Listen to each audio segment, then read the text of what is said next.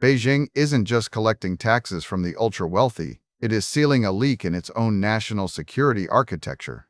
While Western media frames this as an internal wealth redistribution or common prosperity crackdown, the strategic reality is far more aggressive. China has declared war on capital flight because losing money to offshore trusts now equals losing sovereignty against potential U.S. sanctions.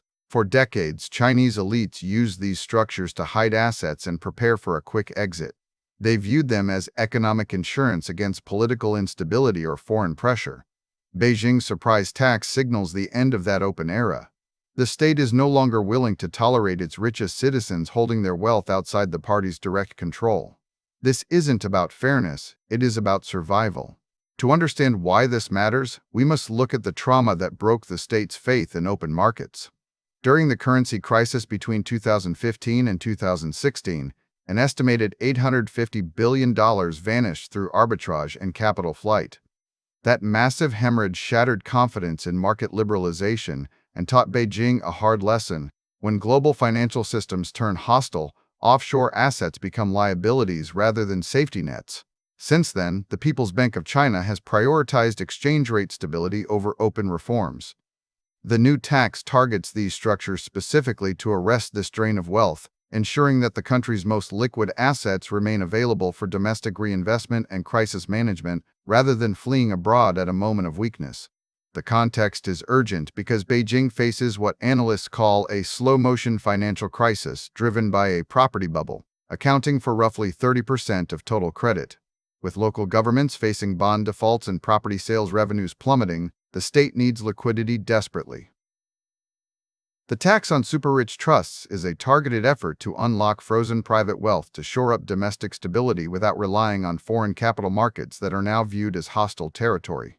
Quick resource note: I keep a curated set of Amazon search links in the description for books, gear, and tools relevant to this channel's topics. Some are affiliate links, so I may earn a commission at no extra cost to you. Please consider supporting the channel by using those links if you find something useful. This policy aligns with a broader structural shift where the Communist Party embeds itself directly into corporate charters through what Beijing calls the modern enterprise system with Chinese characteristics. By blurring lines between state control and private business, officials ensure directives flow from the Politburo to commercial enterprises without intermediaries. The tax on trusts is not merely fiscal. It is an instrument of economic statecraft designed to force domestic reinvestment by removing the option for wealth storage outside the party's oversight grid. Consider the mechanics of this shift. In a globalized world, capital was assumed to be neutral, moving freely across borders based on market signals. But in Beijing's current strategic calculus, any capital held offshore is treated as a critical vulnerability that could be severed by Washington during a crisis. With $6 trillion worth of goods trade conducted annually and 71% of that volume denominated in foreign currencies like the dollar, Beijing views exposure to Western financial infrastructure as an existential risk. The surprise tax on trusts forces assets back into the domestic system where they are harder for foreign powers to freeze or sanction. This mirrors the logic behind sanctions imposed after 2014 and intensified following the invasion of Ukraine, where hundreds of billions in Russian central bank reserves were frozen by Western nations. For Beijing, this was a wake-up call that dollar-denominated assets held abroad can be weaponized instantly. The solution is not to hide better, it is to bring everything home under domestic jurisdiction where only Chinese law applies. This marks the end of the era where Chinese elites could use global markets for personal security while the state managed domestic growth. That model relied on the assumption that globalization would protect wealthy individuals from political fallout. Today, that protection has evaporated. If you cannot trust your own government to protect your wealth, you are now part of the problem rather than a protected asset class. The tax effectively conscripts private capital into national service, turning it into state-controlled liquidity in preparation for an economic siege. The strategic pivot is clear. Beijing is moving from integration with global markets toward financial security as the primary national objective. This isn't about punishing the rich. It is about ensuring that when a crisis hits, every yuan and asset remains under domestic control to keep the economy running. The goal is self-reliance in finance just as much as in technology or manufacturing. For curious viewers following world events, this signals a fundamental change in how we read U.S.-China relations. This isn't just about trade wars, it is about financial decoupling.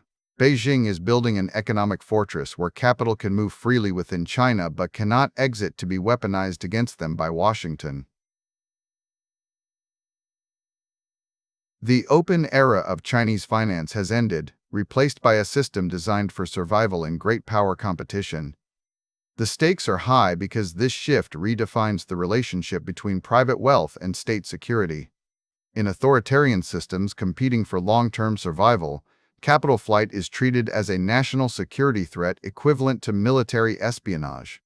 By forcing repatriation of assets, Beijing ensures that its richest citizens cannot decouple from the regime's fate during a crisis.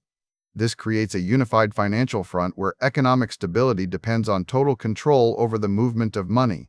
As we look at the future of this competition, it becomes clear that traditional metrics for assessing Chinese risk are obsolete. The assumption that private wealth acts as a buffer against state failure is no longer valid in Beijing's strategy. Instead, private wealth has become the strategic reserve itself. This transformation means that any investment or analysis involving China must now account for the fact that all assets are potential instruments of national power, rather than just property rights to be exercised freely by individuals. The tax on offshore trusts is not a fine. It is a forced conscription of capital designed to secure the state's ability to withstand external pressure. It proves that in this new phase of competition, there is no safe haven for wealth outside the party's control. The game has changed from one of integration and mutual benefit to one of sovereignty and defense against containment. Thanks for watching all the way to the end. I am a one-person team working hard to make each video better than the last. Subscribe if you found value. It is the best way to show support. Drop a comment with your biggest takeaway. See you in the next video.